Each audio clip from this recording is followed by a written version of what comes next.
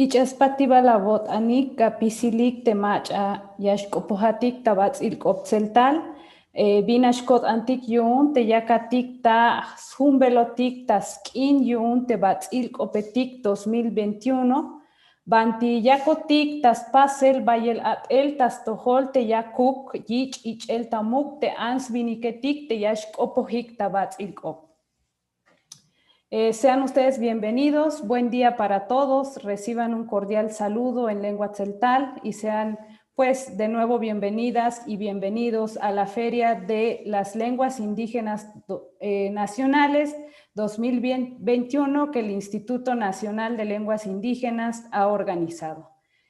En esta ocasión estamos por realizar esta conferencia magistral denominada El lugar de la enseñanza de lenguas en la revitalización lingüística, que será impartida por la doctora María Soledad Pérez López, a quien agradecemos que haya aceptado compartirnos toda su experiencia, su investigación y sus conocimientos sobre la enseñanza de lenguas indígenas, que hoy en día es sin duda un tema importante para los promotores, para los facilitadores, para los profesores de lenguas indígenas, pero también para estas instituciones, instancias académicas, instituciones públicas de gobierno y también instituciones privadas que están ahora tocando el tema de la enseñanza y que están también promoviendo cursos de lengua dentro de sus actividades. Y bueno, antes de pasar a presentar la semblanza de nuestra ponente, quiero hacer mención de cosas puntuales. Y la primera tiene que ver con esto de que el día de hoy, 13 de agosto, es aniversario de la caída de México Tenochtitlan, ¿no? Pero pues más que eso, estamos ahora recordando los 500 años de la resistencia de los pueblos originarios ante la invasión de nuestros territorios. Hace 500 años los pueblos resistieron y hoy seguimos resistiendo con la defensa del territorio, con la práctica de nuestras costumbres, con la persistencia de nuestra identidad, pero también con la permanencia de nuestros idiomas indígenas, de los idiomas indígenas nacionales que se hablan en México. Y la segunda tiene que ver con la situación en la que se encuentran las lenguas indígenas nacionales. Y bueno, comentar de manera general que en México, de acuerdo con los datos del Censo de Población y Vivienda 2020, el 6.2 de la población mayor de 5 años habla alguna de las 68 lenguas indígenas nacionales. Y comentarles también que 25 millones de personas se autoidentifican como parte de un pueblo originario, pero de estos solo 7 millones, un poco más de 7 millones, son hablantes de una lengua indígena. Entonces, lo cual demandaría pues generar quizás una política lingüística para quienes ya, para garantizar que quienes ya no adquirieron la lengua de su pueblo lo vuelvan a aprender, ¿no? Pero también hablamos de generar conciencia y de involucrar a toda la sociedad en general, es decir, que la enseñanza de lenguas no tiene que ser direccionado nada más a quienes hemos perdido, quienes han perdido la lengua de sus pueblos, sino que toda la población se pueda involucrar para que se pueda generar un diálogo intercultural que no sea nada más del español, en español, sino que también pueda ser en otras lenguas. Entonces, estos son los comentarios que quiero hacer ahorita pasaré a presentar la semblanza de la doctora Soledad. Y bueno, la doctora María Soledad Pérez es docente e investigadora de tiempo completo en la Universidad Pedagógica Nacional. Es doctora en Antropología Social y Etnología de la Escuela de los Altos Estudios de Ciencias Sociales en París, Francia. Es diplomada en estudios de profundización en estudios ibéricos e iberoamericanos en la Universidad de la Alta Bretaña. y pues también es licenciada en lingüística por la Escuela Nacional de Antropología e Historia. Dentro de sus publicaciones podemos encontrar Las lenguas originarias de México y sus alfabetos, la reflexión sobre las lenguas español Tun Sabi, cuadernillo de ejercicios. También encontramos Voces de la diversidad, tradición oral y currículum bilingüe. También está esta obra que publicó, Educación, Evangelización y Traducción en el México Colonial. Y bueno, sin más, pues le dejo el espacio a la doctora Soledad, que nos va a estar compartiendo pues sus conocimientos.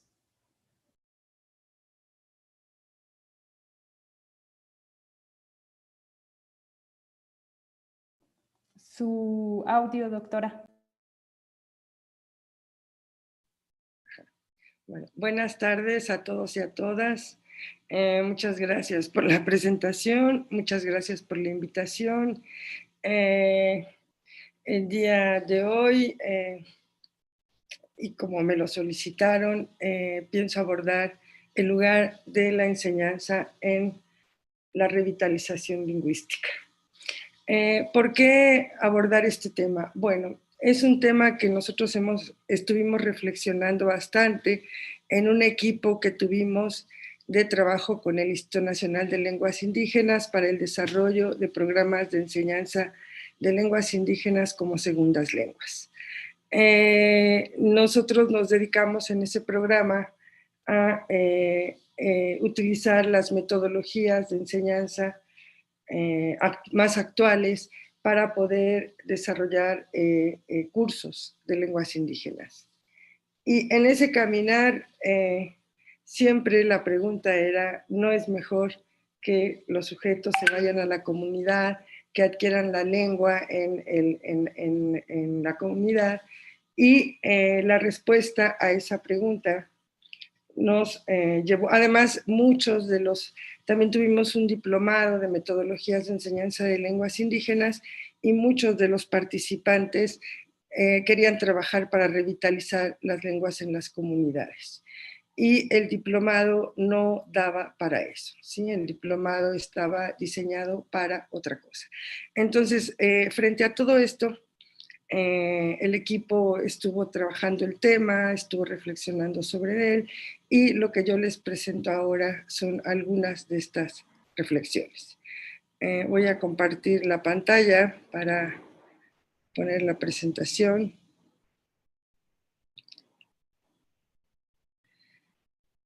Listo, ya se ve, ¿sí? El objetivo, entonces, decíamos, de esta presentación es compartir experiencias, aprendizajes y reflexiones sobre el lugar de la enseñanza en los programas de revitalización lingüística. Vamos a trabajar en tres partes: la revitalización, los propósitos, las dimensiones, las estrategias de revitalización y la enseñanza de lenguas originarias.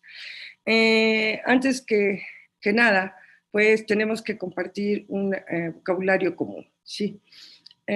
Porque a veces creemos que estamos hablando de lo mismo y hablamos de cosas distintas, y a veces creemos que estamos hablando de cosas distintas y estamos hablando de lo mismo. Entonces, aquí, ¿qué vamos a entender por revitalización? La revitalización es, antes que nada, un campo de acción. Es decir, es un campo en el que militantes, hablantes, investigadores se unen sus esfuerzos para darle nuevo vigor a las lenguas minoritarias, a las lenguas que están perdiendo espacios, ¿sí? En la definición de Parston nos dice, son los esfuerzos para impartir nuevo vigor a lenguas, incrementando sus espacios de uso y de ahí su poder institucional. Esa es una definición muy general. Después van a hacer una serie de distinciones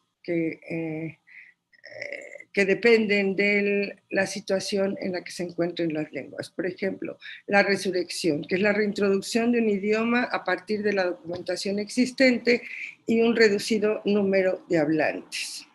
la reversión, que es el aumento en el uso de un idioma sin forzosamente aumento en los ámbitos de uso. Entonces tenemos ya después una serie de distinciones, pero vamos a manejarnos nosotros aquí en la definición más general, es decir, de lograr que las lenguas indígenas tengan presencia en diferentes ámbitos, ¿sí? Por ahí tenemos algunos análisis, uno de ellos es el de Grineval y Costa, que nos dicen, bueno, la revitalización puede entenderse como la recuperación de las prácticas lingüísticas en vía de desaparición. Esa es una interpretación, ¿sí? O también puede entenderse para algunos como nuevos modelos culturales a partir de las reinterpretaciones del pasado. Es decir, que una comunidad histórica tiene un pasado, tiene una idea de ese pasado y va a poner a funcionar en un nuevo contexto otra vez sus idiomas para nombrar la realidad en la que se encuentran ahora, ¿sí? Bueno, más allá de esas discusiones, ¿cuáles son esos ámbitos de los que habla Pauston? Bueno, esos ámbitos son muchísimos, es decir, tenemos el comunitario, tenemos el nacional, tenemos el familiar, ¿sí? En cuanto a los lugares, pero también tenemos el ámbito, en el ámbito nacional, los medios de comunicación, los sistemas de justicia, los sistemas de salud y el sistema educativo. Es decir, que cuando hablamos de revitalización, hablamos de todos esos ámbitos, del cual el educativo es solo una parte, ¿sí? No lo es todo. El sistema de justicia, por ejemplo, la Ley de Derechos Lingüísticos, que es una arma con la cual se está defendiendo ese derecho de los pueblos a utilizar sus idiomas en todos los ámbitos públicos y privados. Es una herramienta de revitalización, pero que va a trabajar sobre la justicia, por ejemplo, el derecho a ser juzgado en su lengua, sobre los servicios de salud, sobre los medios de comunicación, por ejemplo, el trabajo que Mardonio está haciendo con los medios de comunicación y otros, ¿sí? Todos ellos están involucrados en la revitalización de las lenguas. ¿Y por qué? Bueno, porque sabemos que las lenguas sufren muchas presiones. Roland Terborg hace un trabajo muy interesante en su teoría de las presiones y esas presiones pues vienen de esos ámbitos, ¿sí? Son las que van o están empujando a los hablantes a interrumpir la transmisión de la lengua. O sea, nosotros sabemos que esa es la historia, esa es nuestra historia, ¿sí? Todos tenemos una historia, es decir, mi abuela hablaba una lengua y después ya no la transmitió a mis padres, que a su vez pues ya no me la transmitieron a mí. Y con eso se va interrumpiendo la transmisión de la lengua. Y sabemos que es esa interrupción de la transmisión la que hace que las lenguas se pierdan, ¿sí? Entonces, un proyecto de revitalización necesita intervenir en todos esos ámbitos y no nada más en el educativo. Ahora, ¿qué entendemos por educación? Sí, esa es la otra. El otro concepto que me interesa revisar aquí con ustedes, la educación no es solo la escuela, ¿sí? La educación todo ser humano tiene educación, vaya o no a la escuela, ¿sí? Nosotros en la vida cotidiana tenemos muchísimos aprendizajes, ¿sí? Vamos aprendiendo cómo vivir, cómo sobrevivir, cómo llevar a cabo nuestras actividades que nos permiten vivir día a día, ¿sí? En una clasificación que, bueno, no me gusta mucho, pero nos sirve ahorita, es útil, hablamos de educación informal, ¿sí? En la vida cotidiana. Y es en este espacio donde se transmite la cultura, ¿sí? La cultura cotidiana, la cultura de las comunidades, de las familias, vamos o dicen algunos teóricos que vamos observando cómo se vive, vamos observando la actividad social y la vamos internalizando para después poder llevarla a cabo, ¿sí? Tenemos también una educación no formal, pero que se desarrolla en espacios específicos para llevar a cabo esta actividad. Tenemos, por ejemplo, la Escuela de los Niños Voladores de Papantla, que es muy interesante. No sé cómo están las escuelas de música Mijes, ¿sí? Pero las comunidades mismas forman a veces espacios específicos de aprendizaje de ciertas actividades que no forzosamente tienen un certificado. O sea, es para adquirir esa habilidad y después, y que los sujetos se construyan también como sujetos de esa cultura. Después tenemos la educación escolarizada, ¿sí? Cuyo objetivo principal pues, es la obtención de aprendizajes, pero también de certificados reconocidos oficialmente. Entonces, cuando vamos a hablar de educación, vamos a hablar de educación en ese sentido, la educación integrada a la vida de los seres humanos, en todos sus ámbitos, tanto cotidianos como de espacios especiales, como escolarizados. La transmisión de las lenguas y la cultura, porque es esa transmisión de la lengua la que está de alguna manera a la base de la pérdida de vitalidad de las lenguas, ¿sí? Cuando se dejan de transmitir, pues deja de haber hablantes, ¿sí? Pero esa transmisión de la lengua va con la cultura, es decir, nosotros separamos lengua y cultura como conceptos para estudiarlos, ¿sí? En los ámbitos académicos, pero la lengua y la cultura van juntas, ¿sí? La cultura entendida como el significado que los sujetos le dan a su entorno, es decir, cómo ven los sujetos su realidad, cómo clasifican su mundo, cómo interpretan lo que sucede, tanto fenómenos naturales como sociales, y esta interpretación es adquirida en la actividad social. Normalmente se le denomina la socialización, ¿sí?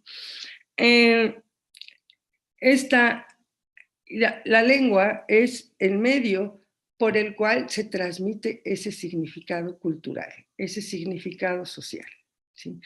Hay un libro muy interesante de Lourdes Pasquel que se llama La llegada del alma, no sé si lo conocen, y que es sobre la socialización de los niños de Sinacantán y de la adquisición de las prácticas comunicativas en esa comunidad. A través de la lengua, a través del lenguaje, ¿sí? Los sujetos le van dando significado. O sea, los niños preguntan, ¿y por qué tenemos que venir al ritual? Bueno, el adulto le da una explicación y con esa explicación le da un sentido, le da un significado, ¿sí? Pero la lengua, dicen nuestros científicos, es una adquisición inconsciente. Es decir, si bien sobre la cultura estamos reflexionando y estamos reflexionando porque cuando un niño pregunta ¿y por qué hay que venir a la iglesia? ¿Sí? Está reflexionando sobre una acción, sobre un acto, sobre una actividad social y la respuesta que le va a dar sentido le ayuda a reflexionar sobre esa actividad social, pero no reflexionamos sobre la lengua. Es decir, para contestar a la pregunta del niño no me pongo a decir, bueno, a ver, hay que tener un sujeto, un verbo, un predicado, un enunciado ergativo, etcétera, etcétera. No reflexionamos sobre la lengua, la vamos adquiriendo de manera inconsciente, ¿sí? En didáctica de la lengua, en enseñanza de lengua, por eso nosotros distinguimos entre adquisición y aprendizaje, ¿sí? La adquisición como esa forma inconsciente en la que el sujeto va internalizando el habla, ¿sí? Va internalizando la lengua, los sonidos, las estructuras, ¿sí? Para poder producir significados. Normalmente, nuestra primera lengua o nuestras primeras lenguas, porque como sabemos hay sujetos que pueden adquirir no una, sino 2 o hasta 3 lenguas de manera simultánea, se hace en la infancia, ¿sí? Normalmente. Los niños, las niñas que no adquieren el lenguaje en la infancia ya no lo van a adquirir, ¿sí? Más tarde. No va a ser posible. Tenemos muchas, o conocemos las investigaciones sobre los niños que han crecido fuera del ámbito familiar, que han crecido con animales, por ejemplo, con lobos, con perros, que han sido abandonados o que han vivido recluidos sin ningún contacto humano. Cuando los encuentran, que ya tienen 6, 7 años, 10 años, ya nunca adquieren el lenguaje, ¿sí? Esa es una adquisición de la infancia, ¿sí? Pero esa adquisición que es inconsciente, que es internalización, que no reflexionamos, también se puede dar en una segunda lengua en la inmersión, en la comunidad de habla. Por ejemplo, los migrantes. Nosotros tenemos o conocemos muchos migrantes que van a los Estados Unidos y adquieren el inglés en su actividad social, en el trabajo que desarrollan. O los jóvenes de los pueblos indígenas que no fueron a la escuela, no les enseñaron español, pero se van de jornaleros y empiezan a migrar por el país y van adquiriendo el español, ¿sí? Y lo van adquiriendo en situación de uso, ¿sí? El aprendizaje es diferente. En el aprendizaje hay una enseñanza consciente, hay una enseñanza motivada y una enseñanza que nosotros decidimos hacer o tener, ¿sí? Hay esa enseñanza de una lengua, pues puede ser a cualquier edad, ¿sí? No importa la edad a la cual yo me decido finalmente aprender una lengua y voy a tomar cursos y me enseñan a hablar esa lengua, ¿sí? En general en espacios designados, a diferencia de la migración, que sé en dónde la lengua se va a adquirir, la lengua adicional se va a adquirir en la participación social. La enseñanza se va a hacer en un espacio designado, formal o no formal, ¿sí? Es decir, podemos aprender en la escuela, pero también hay asociaciones, hay casas de cultura, hay, bueno, incluso en Milpalta, por ejemplo, me decían, hay sujetos que deciden transmitir su lengua y en sus casas organizan cursos, en fin, no formal. Pero hay una enseñanza. Entonces, las lenguas adicionales que nosotros llamamos L2, L3, o sea, segunda lengua, tercera lengua, en fin, sí, conforme va caminando, pueden ser adquiridas o aprendidas, a diferencia de las primeras lenguas. Pero no hay una separación tajante entre adquisición y aprendizaje, ¿sí?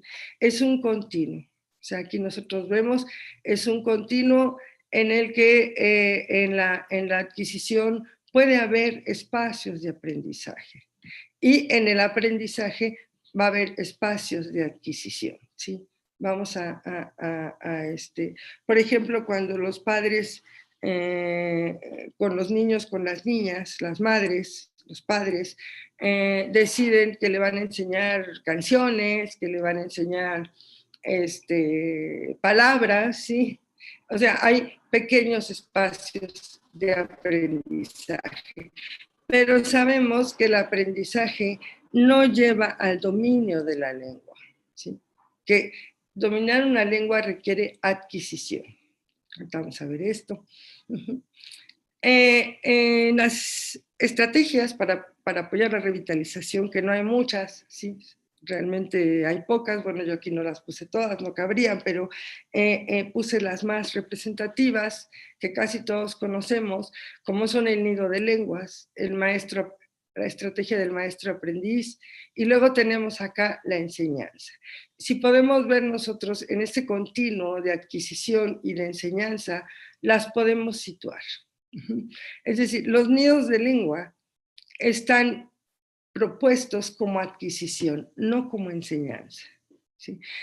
Los nidos de lengua se trata de inmersión total de niños y niñas en espacios en donde todas las actividades se llevan a cabo en la lengua que se quiere vitalizar, que se quiere revitalizar o que se quiere recuperar incluso. ¿Sí? Y no hay enseñanza. La estrategia del maestro aprendiz, ya hay más enseñanza, ya hay más aprendizaje, pero es un aprendizaje negociado, es decir, hay un sujeto que quiere aprender una lengua, va a buscar un anciano que habla esa lengua y juntos van a ir construyendo su propio programa de enseñanza. Pero sobre todo de lo que se trata es de que el aprendiz se integre en las actividades del maestro. Después tenemos una enseñanza comunicativa e inmersiva, ¿sí? Ya hay más enseñanza, ¿sí? Ya hay más aprendizaje, pero también se espera que haya procesos de adquisición.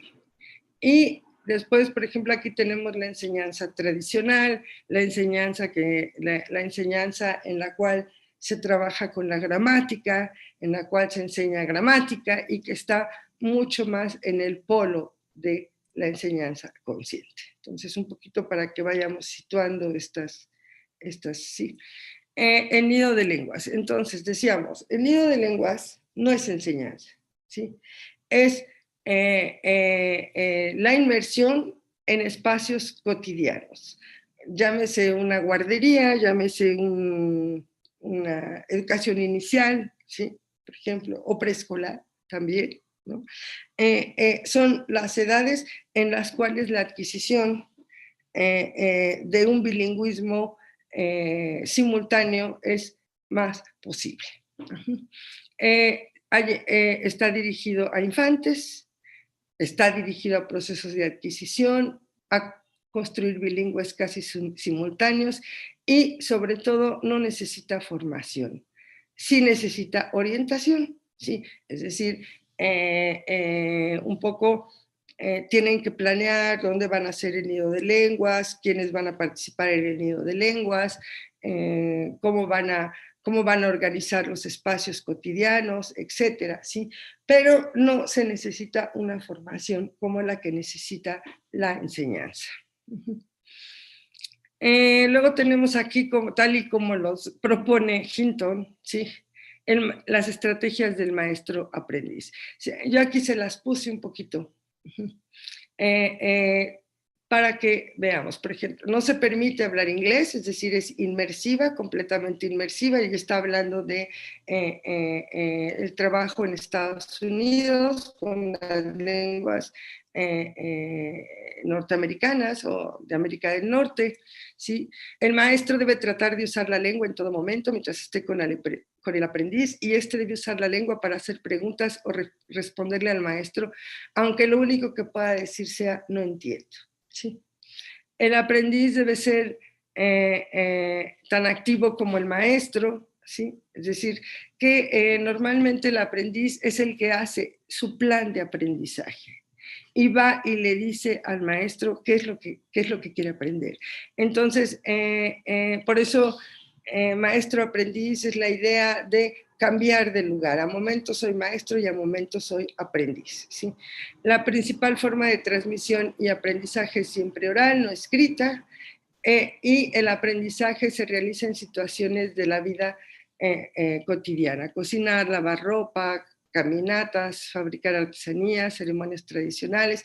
Es decir, el aprendiz está en inmersión en la actividad social y ahí adquiere la lengua. La actividad realizada en sí, junto con otras formas de comunicación no verbal, genera el contexto en el que el aprendiz puede entender la lengua.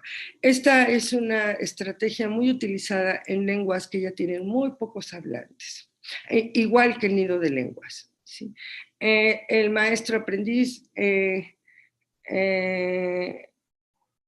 ambas estrategias se enfrentan a una población en donde ya solo la gente mayor habla la lengua. Y esa gente mayor, pues muchas veces no fue alfabetizada o ya no tiene ni la energía para participar en procesos de formación que pueden ser muy complejos. Entonces, estas formas hacen que el aprendiz vaya con los sujetos y haga él su propio camino sistemático para la adquisición de la lengua. Alguien que utiliza mucho esto, o sea, es por ejemplo el proyecto Pilpil, en donde en El Salvador, en donde la lengua náhuatl ya casi no se habla. Entonces, en la escuela los maestros enseñan la lengua, pero los maestros ya no hablan, ¿sí? O sea, ya no son hablantes. Entonces, el maestro va con los ancianos y aprende, y lo que él aprende lo enseña, ¿sí? Sí.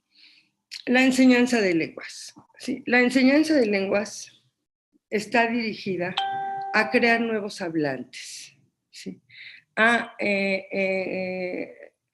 aumentar el número de hablantes, si podemos decirlo así. La enseñanza puede ser formal, habíamos dicho, o no formal, es decir, puede llevarse a cabo en la escuela o puede llevarse a cabo fuera de la escuela, en espacios como las asociaciones, las casas de cultura, en fin, ¿sí? Pero en todos los casos necesita formación, ¿sí?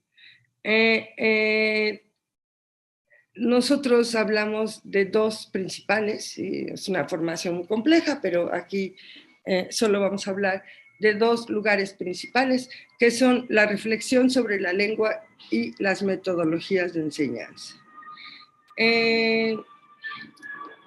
La reflexión sobre la lengua se refiere a poder conocer la lengua, decimos nosotros, hacer consciente lo que se posee de manera inconsciente. Es decir, a saber cómo está construida esa lengua, qué fonemas tiene, cómo se forman sus palabras, cómo se forman los enunciados, cómo se estructura el discurso, lo que llamamos nosotros la fonología, la morfología o la morfosintaxis y la pragmática. Es decir, un maestro de lenguas necesita conocer su lengua, ¿sí? Necesita hacerlo consciente, porque puede hablar, ¿sí? Puede hablar la lengua y hablarla muy bien, pero si no tiene esta reflexión sobre la lengua, difícilmente va a poder llevar a cabo procesos de planeación y de graduación de la enseñanza, que la enseñanza pues necesita planearse y necesita graduarse. Sobre todo, necesita no poner al estudiante en una situación de frustración. Sobre todo en la no formal, es decir, en las casas de cultura, en donde los alumnos son voluntarios, ¿sí? Si los metemos en un proceso, si los metemos en situaciones de frustración, abandonan, ¿sí? De eso, por ejemplo, en las reuniones que hicimos con varios profesores de lengua de casas de cultura y de asociaciones, nos decían, es que los alumnos se nos van. Sí, bueno, es todo un reto mantener a tus alumnos cuando no están obligados, cuando son voluntarios, ¿sí? Necesita muchos satisfactores para poder mantenerse, porque de por sí no tienen tiempo, etcétera, sí, o sea, viene toda una serie de requisitos, pero si ellos sienten que van pudiendo hablar, son satisfactores, que hacen que se vayan quedando en los cursos. En la escuela es un poco distinto, porque en la escuela tenemos población cautiva, es decir, población que está ahí porque tiene que estar, es decir, no le queda más opción, están en el curso porque tienen que venir. Entonces, ahí ellos se van a quedar, van a hacer, si los cursos no les dan satisfacciones, no los motivan, pues lo único que va a suceder es que no van a poder lograr el dominio de la lengua que se está enseñando, ¿sí? Ser proficientes en la lengua. Entonces la enseñanza es muy compleja, ¿sí? Es muy compleja, es un proceso en el cual debemos tener claro que nuestros alumnos pueden no aprender si no tenemos las buenas metodologías. ¿Sí? Aquí tenemos una lista que, bueno, esto ustedes lo pueden encontrar. Hay un libro muy interesante de Roger y Richard de los años 80 que se llama Enfoques en la enseñanza de idiomas, pero cuando ustedes van a buscar en el internet metodologías de enseñanza de lenguas, en muchos artículos van a encontrar que se recupera esta información de estos autores de los años 80, pero aquí lo que a mí me interesaba o me interesa observar es que ellos hacen una historia de los métodos utilizados para la enseñanza de una lengua adicional. ¿Sí? Y van haciendo la historia, si ustedes ven aquí en el siglo X, le puse 18, pero bueno, es el siglo XIX, tenemos un método llamado gramática-traducción, que tiene como objetivo, el método gramática-traducción surge para enseñar el latín, ¿sí? Pero el latín es una lengua que ya no se habla, ¿sí? Es una lengua en la que se leen los autores clásicos, lo que dejaron escrito, y se trata, o ese método se utiliza para la lectura y la traducción de los clásicos, ¿sí? Entonces hacen formación de frases, fomentan la lectura y fomentan la traducción, ¿sí? Es el método más antiguo, se dice, bueno, el método conocido más antiguo de enseñanza de lenguas, pero no podemos decir que ya no existe, es decir, sigue presente en muchas prácticas actuales. En los años 20 se trabaja con el método directo, es decir, se dan cuenta que las lenguas vivas, las lenguas habladas, no pueden enseñarse con el gramática-traducción, es decir, los sujetos no logran hablar, ¿sí? Y entonces en los años 20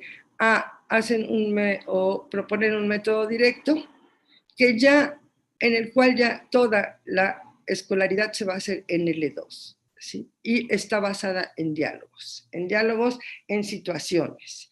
En los años 60 viene el método audiolingual, que igual, si se dan cuenta, toda la clase se desarrolla en la lengua que se va a aprender, la L2. Está basada en diálogos memorizados, análisis de la gramática, repetición, memorización, etc. En los años 80 surge el enfoque comunicativo e igualmente sigue promoviendo toda la clase en segunda lengua, en L2. Se trata de inmersión, es decir, es enseñanza, pero también la idea es que si todo el curso se desarrolla en la lengua que se quiera aprender, se van a fomentar espacios de adquisición también, ¿sí? Y ellos promueven la conversación en la L2, la reproducción de situaciones posibles fuera del aula, de lo que el alumno se va a encontrar fuera del aula cuando interaccione con las comunidades que hablan la lengua que está aprendiendo. En los años 90, el método respuesta física total, también todo en L2, basado en órdenes y acciones en respuesta a las órdenes. En el 2005, el enfoque comunicativo es revisado y se trabaja con un enfoque comunicativo y accional, que también es en L2 y que va a conjuntar este enfoque comunicativo de los años 80 algunas de las cuestiones que se proponen en los años 90 y va a trabajar por tareas y proyectos, ¿sí? Conversar haciendo cosas, situaciones, pero a diferencia del nido de lenguas, a diferencia del maestro aprendiz, a diferencia del respuesta física total, etc., se trata ya de usar la lengua para hacer cosas, pero en situaciones del aula. Es decir, ya se va a dejar un poco la idea de hacer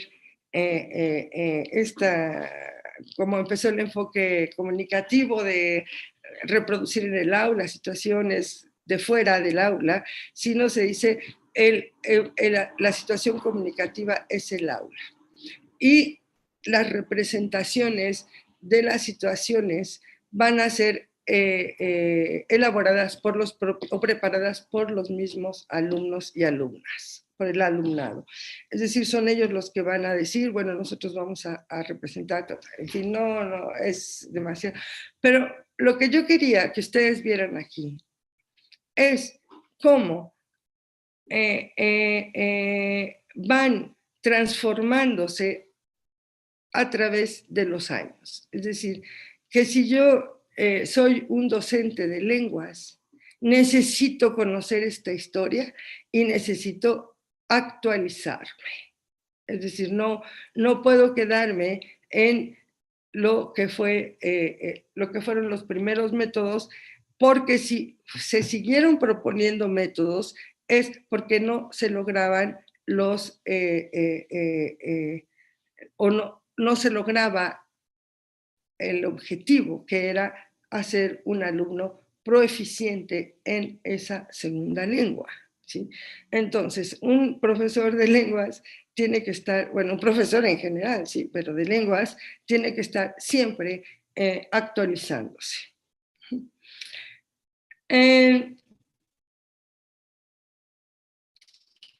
Hicimos esta revisión un poco sobre qué es la revitalización, cómo la educación es solo una parte de la revitalización y cómo distinguimos la adquisición del aprendizaje, la enseñanza, de las estrategias de revitalización, etc. La pregunta es, ¿hay mejores estrategias? Es decir, para lograr revitalizar una lengua, ¿qué es mejor? Y la pregunta es, no es pertinente. Es decir, ¿cuál es la mejor estrategia? Pues la mejor estrategia depende de la situación y del contexto, ¿sí? Podemos ver en esta diapositiva, podemos ver unas pirámides generacionales que publicó el INEGI en el 2005. Sí, ya no lo ha hecho, por eso tomé las de 2005. Sí, tendríamos que hacerlas nosotros porque los datos ahí están, pero en el 2005 publicó estas pirámides. ¿Sí? ¿Cómo se leen estas pirámides? Bueno, aquí abajo nosotros tenemos los hablantes de 5 años, luego los de 10, 14, y en fin, así van por edades, ¿sí? Hasta los más ancianos, 85 y más. Y nos va diciendo cuántos hablantes hay por estrato de edad, ¿sí? Ajá. Si ustedes observan esta pirámide del CELTAL, vamos a ver que en la base hay más hablantes jóvenes y niños que ancianos, ¿sí? Es lo que llamamos una pirámide sana, una lengua que es vital, es decir, una lengua en la cual sigue habiendo procesos de transmisión. Acá los ancianos está muy pequeñito, pues porque la gente se va muriendo conforme va pasando los años y entonces, bueno, hay menos hablantes por muerte natural, ¿sí? Pero aquí lo vemos. Ahora observen la pirámide del Chinanteco, ¿sí? La pirámide del Chinanteco vemos aquí, todavía hubo procesos de transmisión, pero aquí empieza a haber un menor número. También puede ser que han nacido menos niños, si no tenemos ese dato, pero puede ser que haya menos niños que nacieron. Pero en todo caso, vemos cómo esta pirámide se va haciendo, ya empieza a hacerse pequeña abajo. Ahora vean la del Mazahua, ¿sí? Vean cómo se va adelgazando la pirámide hacia abajo. Es decir, aquí podemos ver nosotros que ya los procesos de transmisión están siendo minados. Y bueno, el INEGI no publicó, pero yo les pongo aquí una interpretación, por ejemplo, de la lengua Xoani, ¿sí? Del Izcateco, ¿sí? En donde sabíamos que quedaban 7 hablantes hasta hace 3, 4 años, ahorita no sé cómo estén, ¿sí? Y además con el coronavirus, ¿verdad? Pero quedaban 7 hablantes. Es decir, ya cero transmisión de la lengua, ¿no? Entonces, todas estas situaciones van a necesitar estrategias distintas, ¿sí? A nivel comunitario. Aquí, por ejemplo, nosotros tenemos una lengua vital, una lengua que sí, en donde sigue habiendo procesos de transmisión. Y de lo que se trata es de evitar que suceda esto, ¿sí? Ajá. Entonces, en una lengua tan vital, pues la escuela tendría que estar desarrollando sus programas bilingües, ¿sí? De manera tal que los niños y las niñas que son hablantes, que son bilingües, puedan reflexionar sobre la lengua, analizarlas, trabajar con ellas, etcétera, ¿sí?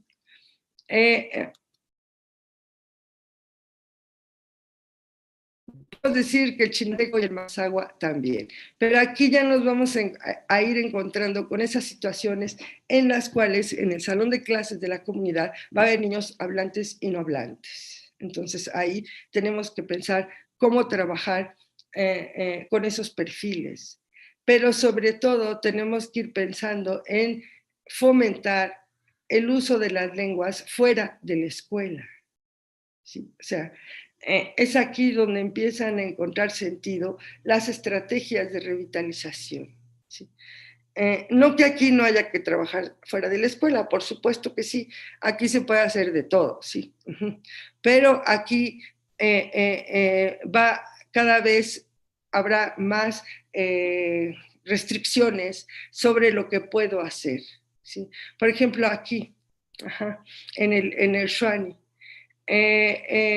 ya los niños llegan a la escuela sin hablar la lengua, ya nadie habla la lengua, o sea, ni los jóvenes, ni los niños, ni la población adulta, más que los pocos ancianos que quedaban. ¿Y qué maestros van a enseñar la lengua en la escuela? No hay, ¿sí? O sea, es aquí donde empieza a tener sentido esas estrategias del maestro aprendiz, es decir, el maestro tendría que ir a aprender con los adultos para luego enseñar la lengua, ¿sí? Abrir los nidos de lengua, etc. Entonces, las estrategias dependen de las situaciones y de los contextos. ¿Por qué digo de los contextos? Porque el otro día comentábamos con una estudiante zapoteca, ¿cómo puedes, o sea, si tú abres un nido de lenguas, que es una especie de guardería, ¿sí? en donde llegan, están los adultos hablantes y están cuidando a los niños y todo en la lengua para que los niños adquieran la lengua, no la aprendan, la adquieran, ¿sí? Pero ¿qué tal que la comunidad no quiere dejar a sus niños ir a la guardería? O sea, soltar a sus bebés para que vayan a la guardería, pues yo necesito preguntarme si la comunidad está dispuesta a eso, ¿sí? Eso se llama conocer las situaciones y los contextos. Si la comunidad no está dispuesta, entonces, ¿qué puedo hacer? ¿Qué otra cosa se puede hacer? ¿Sí? Y dice, esa es una pregunta que se han planteado muchos investigadores.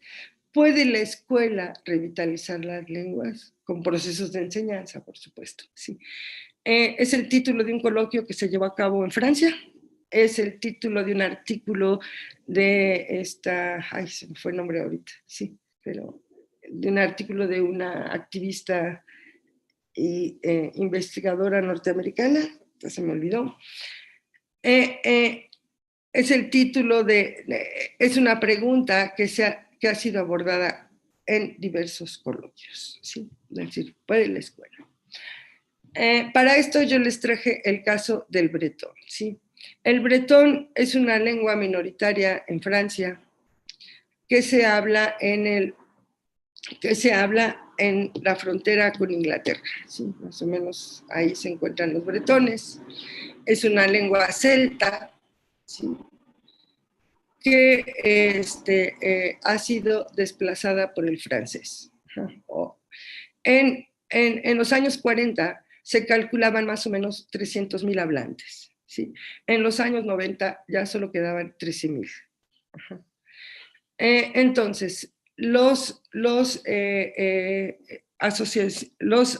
asociaciones bretonas, sobre todo de padres jóvenes en los años 90, decidieron abrir una escuela que se llama la Escuela de Diwan para enseñar el bretón. Sí, una escuela de inmersión total en donde toda la enseñanza es en bretón, toda la enseñanza. Se tradujeron los programas y se empezó a trabajar. En 2005, esa escuela había formado 10,000 alumnos, ¿sí? Todos bilingües francés-bretón. Actualmente hace 6 años o 10 años, ¿sí? Había 13,000 hablantes. O sea, si ustedes se dan cuenta, en los años 90 había 13,000 y hace 10 años había 13,000 hablantes otra vez. ¿Cuál es el análisis que los bretones hacen de esta estrategia? Bueno, lo que dicen es que lo que la escuela logró fue estabilizar la lengua. Es decir, no logró recuperar sus 300,000 hablantes, pero logró que dejaran de disminuir y los mantuvo en la cifra que tenían en los años 90. Entonces, este es el caso. Tenemos el caso del catalán, por ejemplo, el catalán, pero el catalán es muy distinto, porque el catalán es una lengua institucionalizada en una región, ¿sí? En un país que permite las autonomías, como España, ¿sí? Que tienen su propio gobierno, su propia economía, etcétera, etcétera, ¿sí?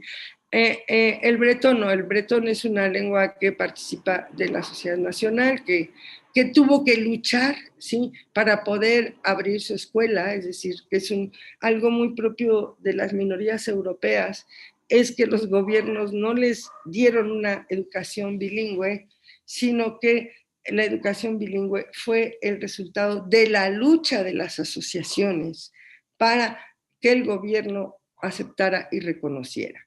Pero si ustedes ven estas cifras, nos pueden decir que la escuela puede apoyar, ¿sí? Como en este caso, la estabilización, pero no puede contrariar las fuerzas, las presiones nacionales sola. ¿Sí? La escuela sola no puede recuperar una lengua. Y aún así, para que esta escuela tenga alguna posibilidad de apoyar al mantenimiento de una lengua, pues necesita un verdadero currículum bilingüe. ¿Sí? Nosotros sabemos que que en México hay pocas escuelas, ¿sí? Van aumentando, digo, porque hace 20 años o 30 años casi no había ninguna, pero tenemos el proyecto de Michoacán, ¿sí? Coordinado por Hamel. Tenemos el proyecto ahorita Amusgo, en el que está trabajando Feltes, ¿sí? Y que han elaborado currículum bilingüe, pero son todavía islas, ¿sí? ¿Qué es un currículum bilingüe? Un currículum bilingüe no es un currículum o no es una escuela en la que se enseñan lenguas, es una escuela en la que se enseña en las lenguas, ¿sí? Si no, no es educación bilingüe. ¿Qué quiere decir esto? Pues esta es una forma de currículum bilingüe, hay otras, ¿sí? En las que la L1, todas las materias se imparten en la L1, pero las mismas materias se imparten en la L2 y los tiempos son equilibrados, ¿sí? El currículum bretón no fue así. El currículum bretón fue todo en la L2 y solamente la enseñanza del francés. Pero, por ejemplo, el currículum que están desarrollando los amuzgos es un currículum 50-50, decimos, es decir, donde la mitad de las enseñanzas va en L1 y la mitad de las enseñanzas va en L2. Pero el amuzgo es una lengua, los niños son bilingües, ¿sí? Todavía hay vitalidad en la lengua. Entonces, aquí lo que podemos ver es que el trabajo es cómo voy a enseñar matemáticas en lengua indígena, cómo voy a enseñar naturales, sociales, bueno, educación física es más fácil, ¿sí? Pero es todo un trabajo de planeación. ¿Cómo voy a enseñar matemáticas en una L2?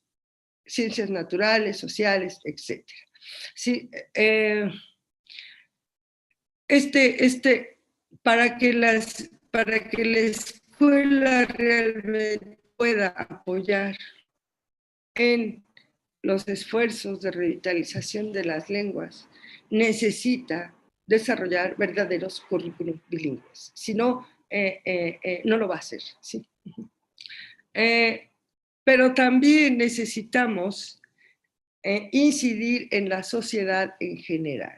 Es decir, que los esfuerzos no pueden ser solo en la comunidad, porque como veíamos, la comunidad tiene muchas presiones, o sea, de la sociedad nacional, de los medios de comunicación, de los sistemas de justicia, de los sistemas de salud. Casi siempre, por ejemplo, mis estudiantes me comentaban, pues llega el servicio de salud y ahí todo va a ser en español. ¿Sí? Se instala en la comunidad, pero se vuelve un espacio del español. Entonces, ¿cómo lograr que el servicio de salud de una comunidad se haga en la lengua, ¿sí? Y no en español? ¿Cómo lograr? Entonces, todo esto que viene de afuera hacia la comunidad va introduciendo esas presiones. Entonces, también tenemos que trabajar sobre esas presiones mayores. Y se ha manejado mucho, se ha hablado mucho, pero bueno, a lo mejor ahora la nueva escuela mexicana lo hace, ¿verdad? Lo ha anunciado, no sabemos todavía cómo va a pasar, pero está anunciado. Las lenguas originarias se tienen que enseñar en las escuelas generales, ¿sí? O sea, necesitamos enseñanza de lenguas y no nada más en las escuelas indígenas. Tenemos que promover la apertura de más espacios no formales de enseñanza de lenguas también. Es decir, apoyar a las asociaciones, apoyar a los centros de cultura. Y en nuestra experiencia, la gente no rechaza la enseñanza, por lo menos con los que trabajamos. Trabajamos con voluntarios, por supuesto, sí. Pero me acuerdo mucho que fuimos al Oro, a una comunidad que tiene un centro cultural, y se iban a pilotear los programas. Y la encargada del centro cultural nos dijo, tiene años que estamos pidiendo maestros de Mazahua y maestros de Otomí para el centro cultural. No hay oferta. Sí, no hay oferta. El piloteo se terminó, nosotros no lo pudimos sostener y otra vez se quedaron sin maestros de Mazahua y de ñañú. ¿Sí? Entonces, ¿dónde estamos generando la oferta para que las lenguas se difundan fuera de la comunidad? ¿Sí? Pero también necesitamos desarrollar, proponer actividades de sensibilización del plurilingüismo del país, ¿sí? Es decir, no podemos solamente trabajar a nivel de la comunidad, porque necesitamos trabajar a nivel de las presiones que están haciendo que las lenguas se dejen de transmitir, ¿sí? ¿Qué entendemos por plurilingüismo? Bueno, hay muchas definiciones, pero yo aquí les tomé algunas que propone el Centro Cervantes, ¿sí? Y dice, la presencia simultánea de dos o más lenguas y o variantes dialectales en la competencia lingüística de los individuos. Es decir, que nosotros sabemos cosas sobre las lenguas. Todos estudiamos inglés, sabemos cositas, no podemos tal vez hablar en inglés, no podemos desarrollar una conversación en inglés, pero sabemos que el inglés existe y sabemos algunas palabras de esa lengua. Tal vez a lo mejor del ruso, qué sé yo, ¿no? Y ahí es donde tenemos que preguntarnos, por ejemplo, yo le preguntaba a mis estudiantes de pedagogía un día, bueno, ¿y ustedes hablan otra lengua? Y decían, no, somos monolingües. O sea, es una ideología, es una forma de pensarse a sí mismo, ser monolingüe, ¿no? Y yo les decía, bueno, ¿y ustedes saben de dónde vienen de los préstamos del náhuatl al español? O sea, nosotros hablamos un español lleno de náhuatl, ¿sí? Sobre todo en el vocabulario de la comida, los topónimos, etcétera. Y además, aunque no está reconocido como lengua estándar, tenemos muchísimos verbos que vienen del náhuatl, ¿no? Como chamuscar, chichinar, ya no me acuerdo, o sea, pero que los usamos cotidianamente, ¿sí? Entonces, tenemos o conocemos algo de náhuatl, pero no lo sabemos, y no lo sabemos porque la escuela no lo reflexiona. En la escuela no analizamos los topónimos, no analizamos el vocabulario del náhuatl de la comida, no fomentamos en los sujetos una conciencia del plurilingüismo, ¿sí? Una conciencia de que no hay verdaderamente sujetos monolingües, ¿no?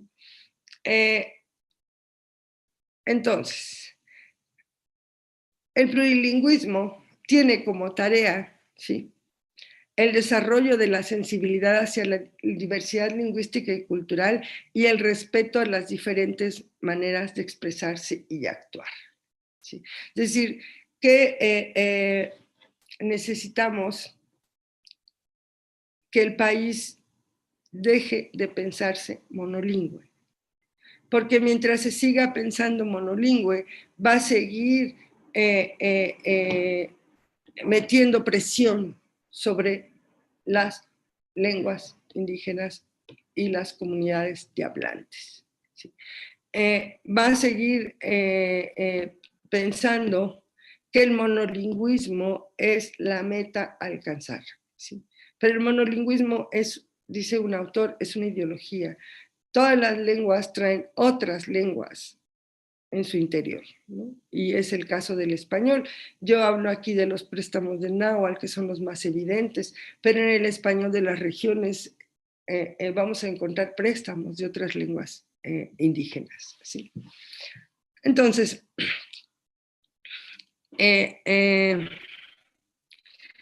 aquí tenemos un proyecto nosotros ahorita, ¿sí?, que va dirigido, o sea, quiere incidir, pero es muy ambicioso, ¿verdad?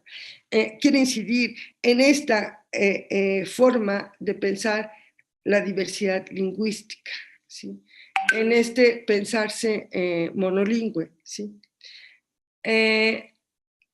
Y a través de una estrategia que se llama, le llamamos el despertar a las lenguas, porque en francés tiene otro nombre, en inglés tiene otro nombre, y nosotros hablamos aquí del despertar a las lenguas. No somos los únicos que estamos pensando en eso, hay otros proyectos, leímos por ejemplo uno en Guadalajara, que están llevando a cabo algunos profesores de francés, ¿sí? Pero, ¿en qué consiste ese famoso despertar a las lenguas? En actividades de sensibilización, ¿sí? El despertar a las lenguas no es enseñar una lengua para que hablen la lengua, ¿sí? No.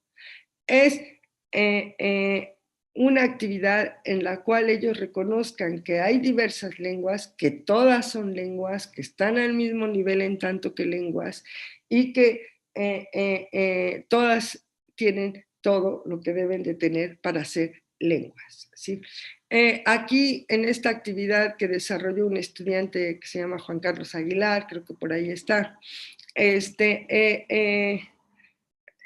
no están terminadas, yo lo que les presento son como borradores ahorita, ¿sí? Tenemos, si ustedes observan aquí, hay una pequeña presentación en español, en inglés, en francés, en ñañú, en batzelkop y en sansabo, ¿sí? Ajá. Y se va, los alumnos, el alumnado, las alumnas, los alumnos, revisan esto y después llevan a cabo esta actividad. Es decir, ¿dónde dice qué? ¿Dónde se saludan en cada lengua? ¿Quién dice su nombre? ¿A qué se dedica? Etcétera. ¿Sí? Y ahí tienen que analizar esto para ir acomodando en este cuadrito. ¿Sí? Si ustedes se dan cuenta, no es una actividad en la cual se esté dando la clase en la L2 o en las L2. Sí, toda la clase es en español, sí. Porque no está dirigido a crear hablantes, está dirigido a tener conciencia del plurilingüismo, a motivar a los estudiantes para que más adelante quieran, y las estudiantes quieran aprender lenguas, ¿sí? También es una estrategia que nos permite pues conocer muchas lenguas, porque no podríamos nosotros proponernos aprender todas esas lenguas, ¿sí? O sea, volvernos políglotas. Yo lo intenté y el resultado es que no aprendí ninguna, ¿no? Pero tengo noción de todas ellas. Y este es el objetivo. Aquí tenemos otra actividad.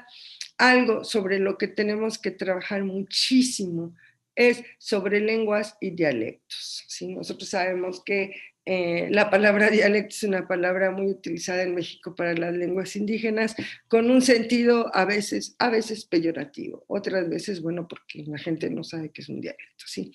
Pero aquí en está apenas en construcción, ¿sí? Aquí de lo que se va a tratar es de ver que todas las lenguas tienen dialectos y variantes dialectales y de revisar el concepto de dialecto. Nosotros hemos tomado esta opción. Hubo una discusión cuando estábamos revisando esta actividad en la cual alguien del equipo dijo, es que no hay que usar la palabra dialecto. ¿Sí? Y la discusión es, ¿sacamos la palabra dialecto o trabajamos para cambiar el sentido? Porque dialecto es un concepto en la lingüística, ¿sí? Descriptivo, no peyorativo. Entonces, aquí tenemos estas actividades. Otra que tenemos aquí, que también está en construcción, ¿sí? Es una en donde se llama de San Antonio a San Antonio, me gusta mucho porque es de San Antonio Analco a San Antonio, Texas, y va revisando la historia de un chinanteco que migra de su comunidad a los Estados Unidos.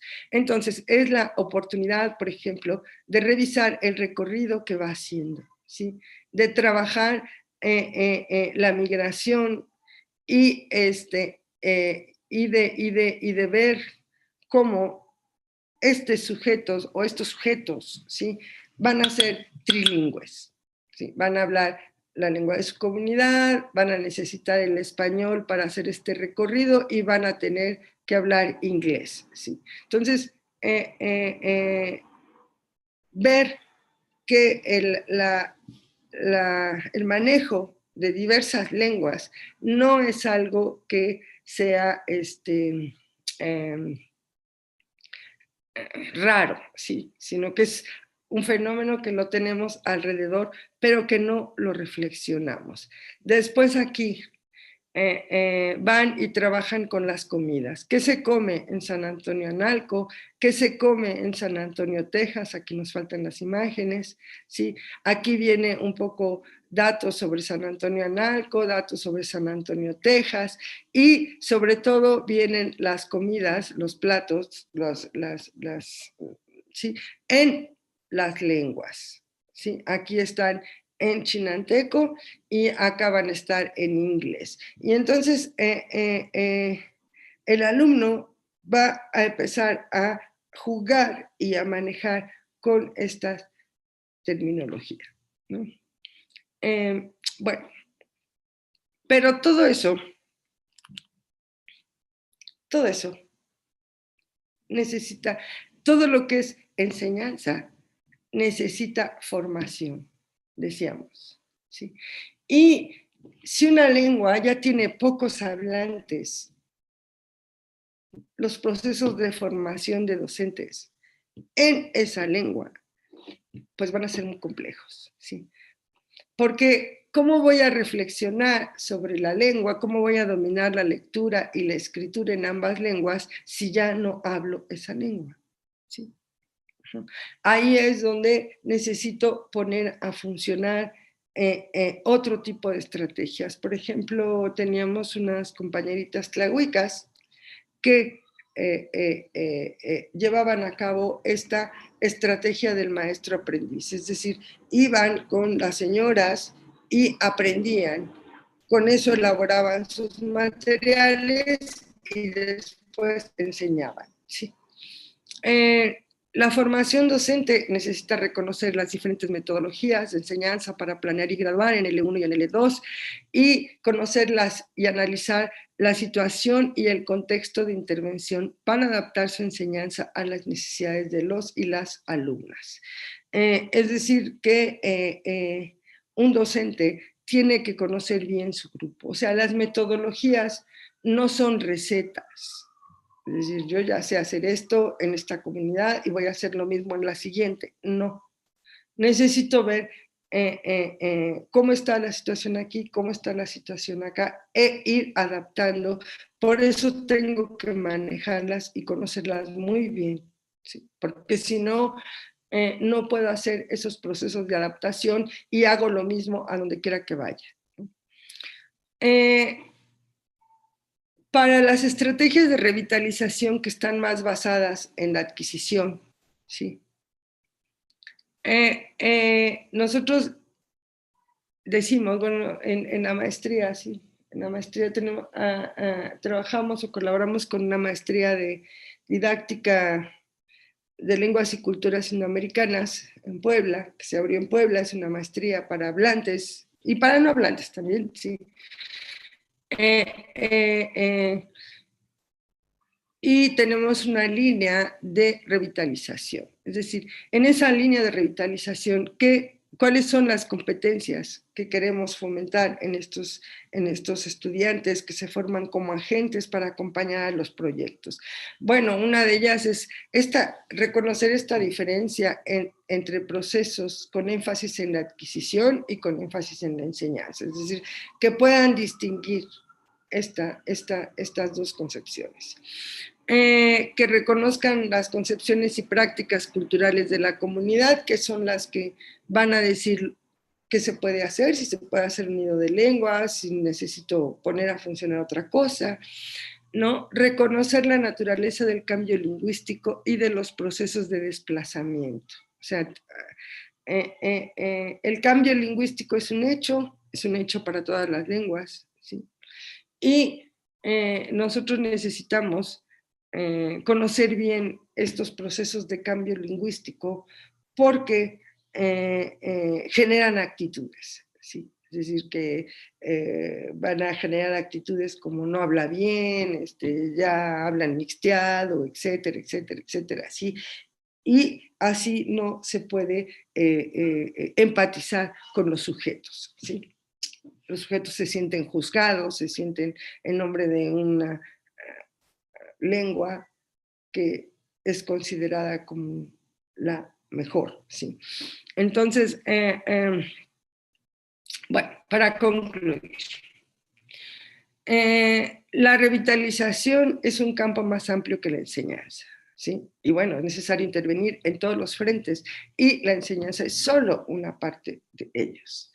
Es muy interesante, por ejemplo, abrir cursos de lengua, porque no, por supuesto que en la inmersión y en la migración uno avanza más rápido para dominar otra lengua, es evidente, ¿no? Pero no podemos decir a la sociedad en general que todas vayan a la comunidad, ni la comunidad podría recibirlos, o sea, sería imposible. Tal vez algunos sujetos si digan, yo me voy a ir a la comunidad y ahí voy a adquirir la lengua, ¿sí? En la interacción. Perfecto.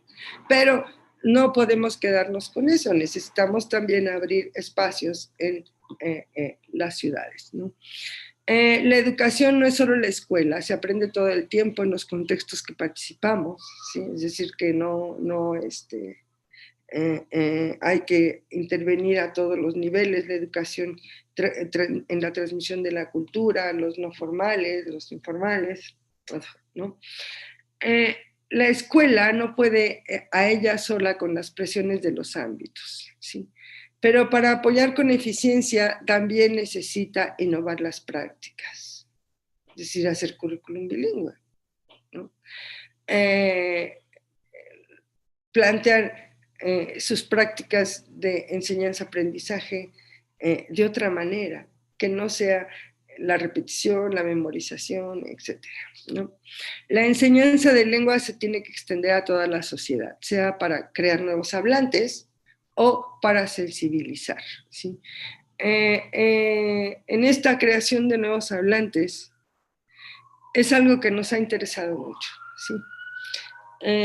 Puesto que era nuestro objetivo, es decir, el objetivo de abrir los cursos, de desarrollar los materiales, era que hubiera nuevos hablantes de esas lenguas. Pero a veces esos nuevos hablantes son un poquito mal recibidos. O sea, sí nos dimos cuenta que luego se considera que el que está aprendiendo una lengua pues no la habla bien o mezcla todas las variantes, ¿sí? O sea, son cosas sobre las que tenemos que reflexionar, porque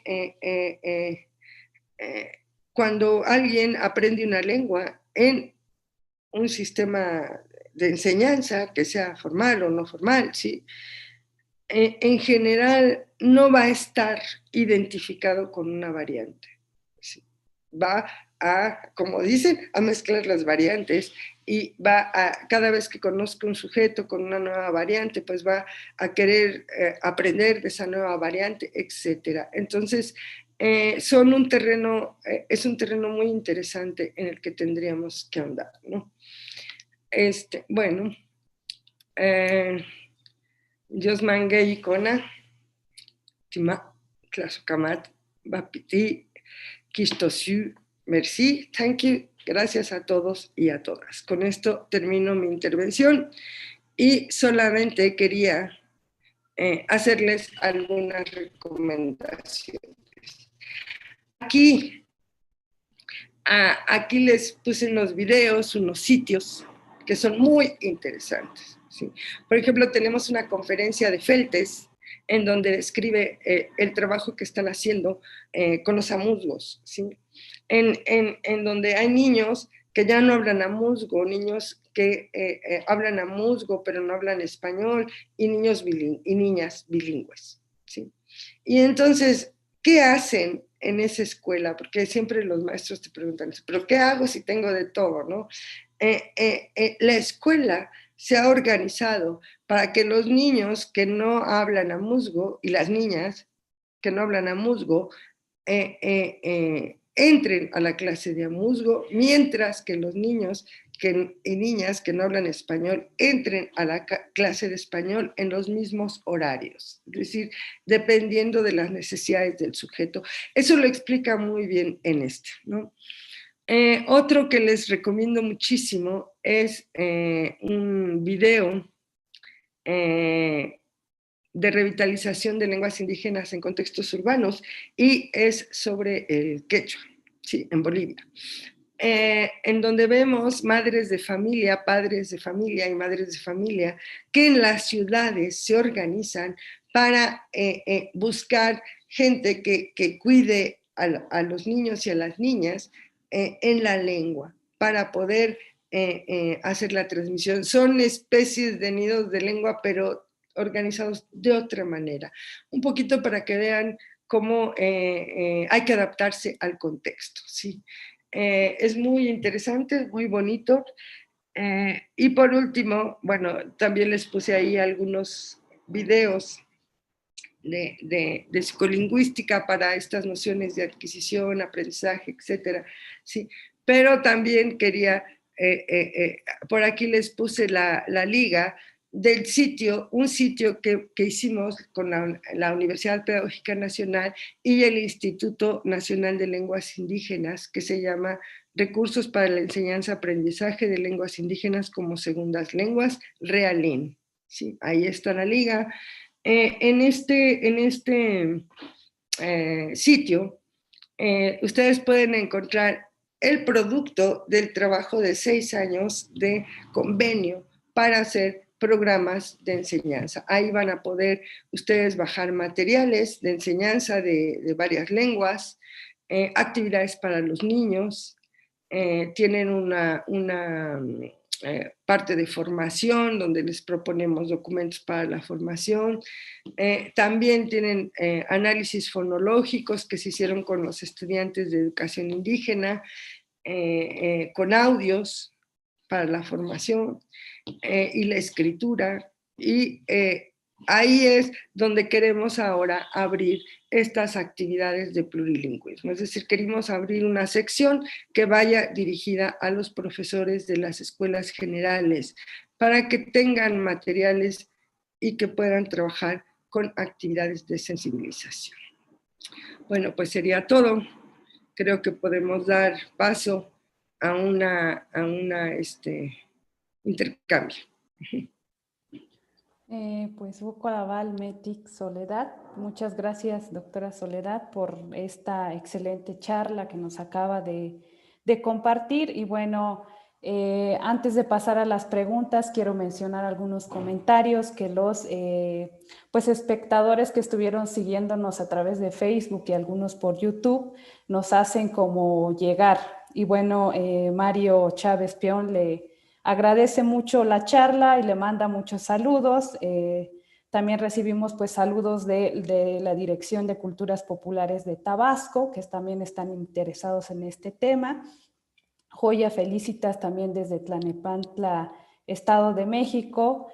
Tutupica Carrillos le manda saludos y felicitaciones por el gran trabajo y por compartirnos estos procesos de enseñanza en lenguas indígenas.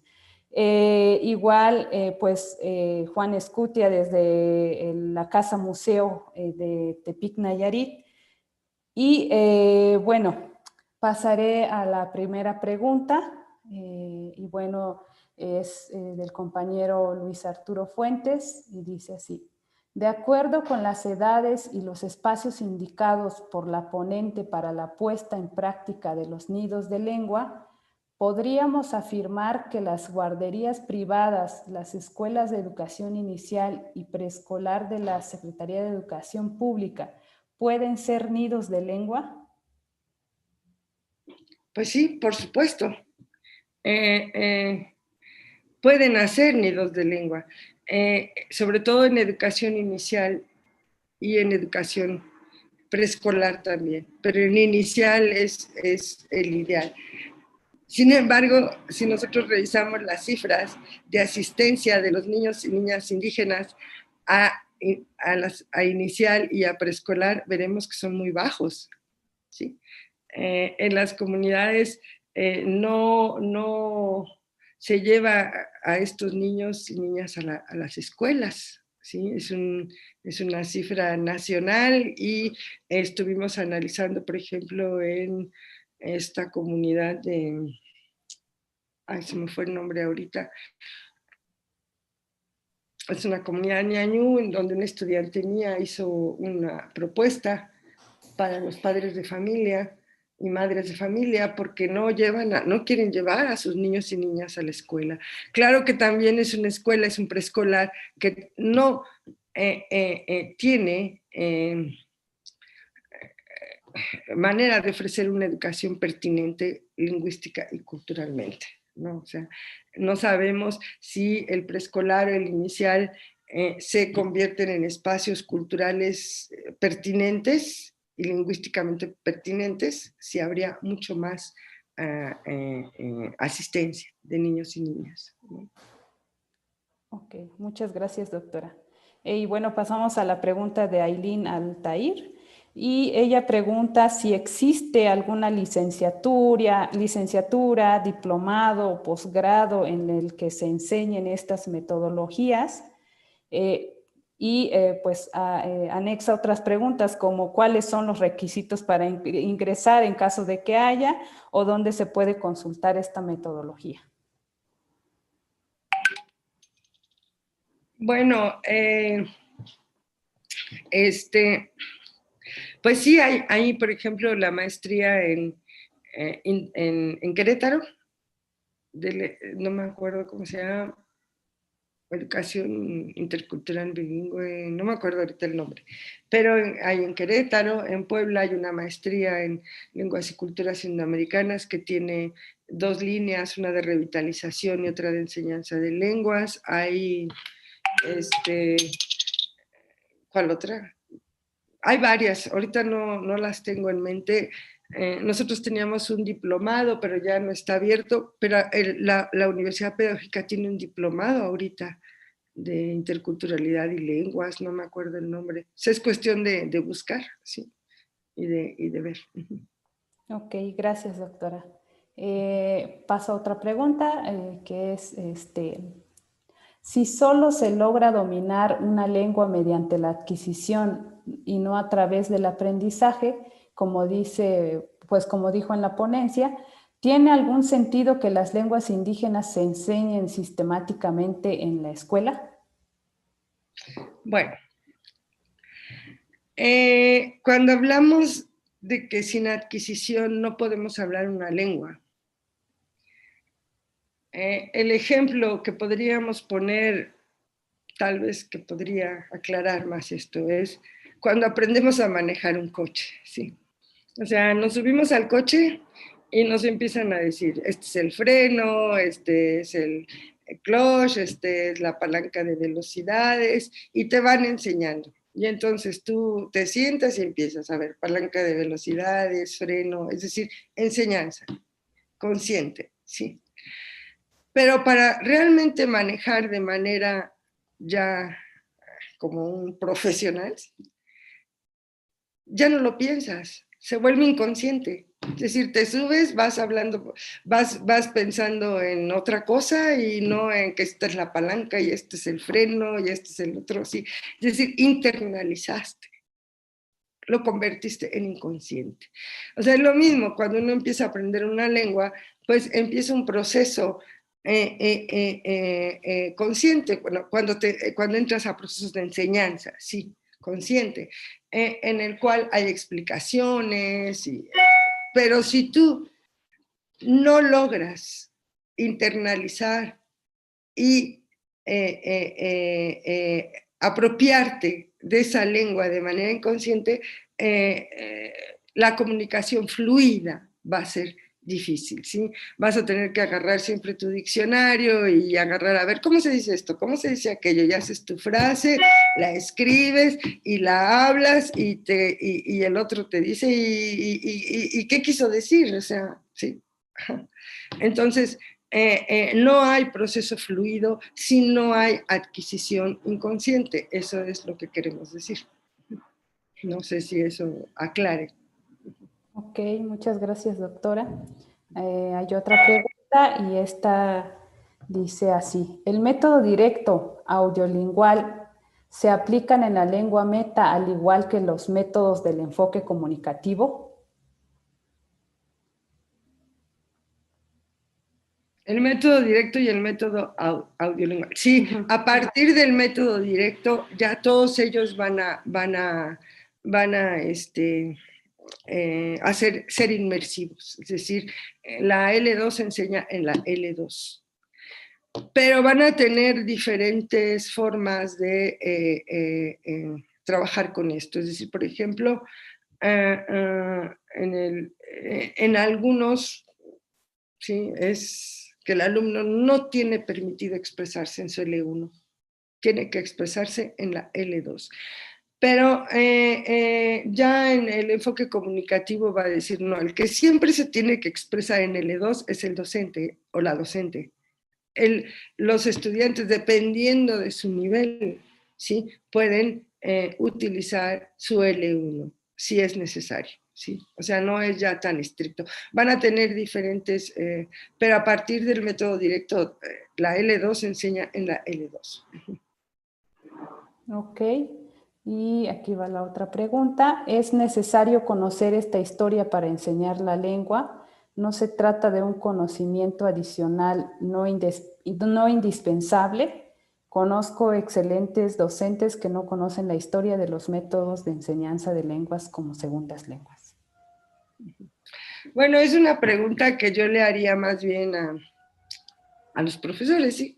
A los estudiantes con los que he trabajado. ¿En qué les ayuda conocer esta historia de las metodologías de enseñanza de lenguas adicionales? Desde mi punto de vista, ser docente es un trabajo intelectual, no manual, ¿sí? O sea, no. El trabajo de la enseñanza, a menos que sea en los procesos comunitarios, por ejemplo, en la estrategia del maestro-aprendiz, ahí puede ser muy manual, ¿sí? Es decir, vamos a labrar la tierra en la lengua, vamos a sacar agua del pozo, vamos a ir a buscar los nopales, qué sé yo, ¿no?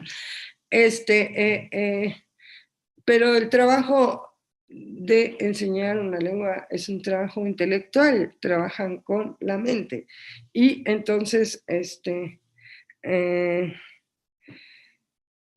mi opinión, ser investigador en los procesos de enseñanza-aprendizaje te ayuda mucho a mejorar tus propias prácticas, ¿sí? Ajá. Te ayuda a entender qué está pasando en la cabeza del estudiante o de la estudiante. Entonces, es una posición, es mi posición, ¿sí? Eh, eh, este, y conocer la historia de las metodologías te da esa perspectiva de investigador, ¿sí? Ahora, que hay excelentes profesores que no han llevado a cabo estos procesos de formación, los hay, y yo los conozco algunos, ¿sí? Ajá. Pero no podemos decir que ese excelente profesor que no tuvo ninguna formación más que su experiencia y su intuición y que logra muy buenos resultados, pueda transferir lo que hace hacia otros, ¿sí? O sea, es su competencia de él, es difícil, ¿no? Entonces tenemos que pensar que la formación es mucho más allá de un sujeto, ¿sí? Muchas gracias, doctora. Y pues daremos paso a la última pregunta que la hace Kristen y dice, bueno, ella más bien pregunta acerca si conoce usted el papel que juegan las bibliotecas públicas para apoyar el proceso de revitalización de las lenguas indígenas. Pues no conozco, pero eh, eh, cuando decimos que la revitalización es muchos medios, es decir, Cuando hacen, por ejemplo, un juego en la lengua, un juego video en la lengua o un video en la lengua, todo eso apoya, ¿sí? Todo eso va apoyando, pero desde lugares distintos, es decir, y no tenemos muchas bibliotecas en lenguas indígenas, aunque sí ha habido el proyecto, ¿sí? Por ejemplo, este famoso proyecto del libro cartonero, la idea es que los alumnos, las alumnas, los docentes, las docentes produzcan textos en lengua indígena que alimenten los acervos bibliotecarios, ¿sí? De las escuelas, por ejemplo. O nosotros tuvimos un sueño, porque nunca se concretizó, ¿sí? Que era fomentar y crear espacios o casas de la lengua en las comunidades, y estuvimos trabajando con Daniel Hernández para poder abrir un espacio en la comunidad Matlacinca, ¿sí?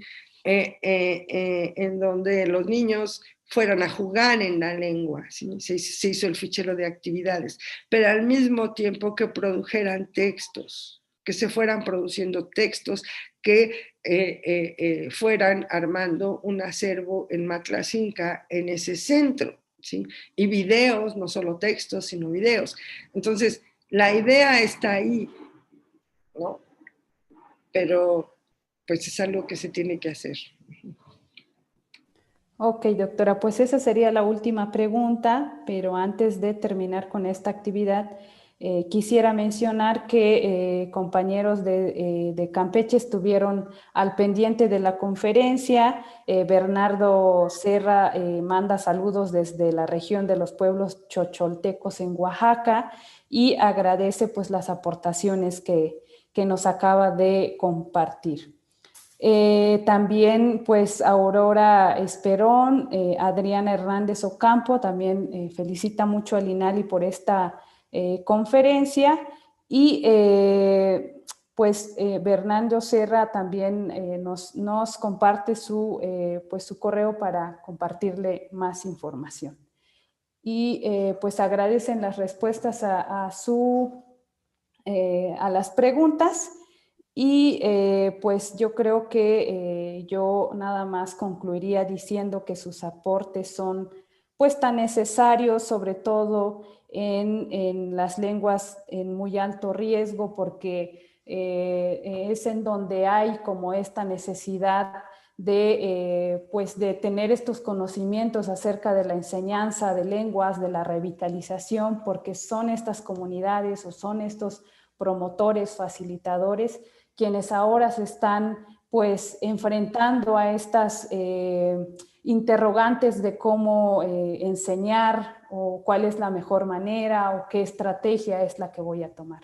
Entonces, pues Vokola Valika Pisilik, te Machala Yilotik, ta Facebook, ta YouTube, Vinashkot Antik, te Lavak Iktel, te Opique. Pues muchas gracias a todos, muchas gracias doctora Soledad, agradezco nuevamente pues que nos haya acompañado en esta actividad y agradezco a todos los que estuvieron al pendiente en la página del Facebook y a través de YouTube. Y pues aquí seguiremos compartiendo experiencias, hay más actividades en este marco de la Feria de las Lenguas Indígenas Nacionales. No sé si quiera decir algún otro comentario, doctora, para pues finalizar esta actividad.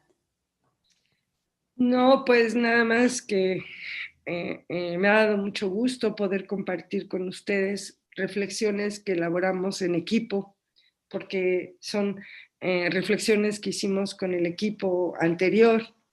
Esperamos con el nuevo equipo con el que estoy trabajando poder producir también algunos conocimientos sobre esto y poder compartirlos con ustedes, que me da mucho gusto haber estado aquí y me despido. Dios, Manguey y Cona. Bueno, pues muchas gracias. Damos por finalizada esta conferencia magistral. Buenas tardes.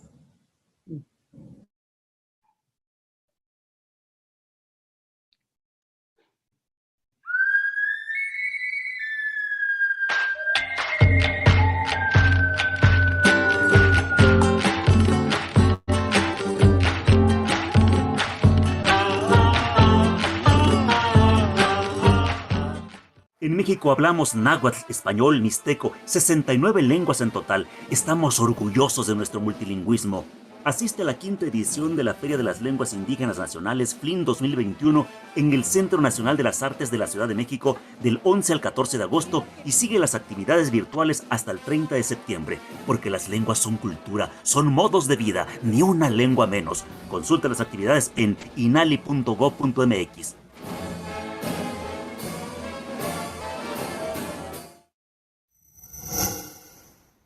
Tancha de tu anda shingu.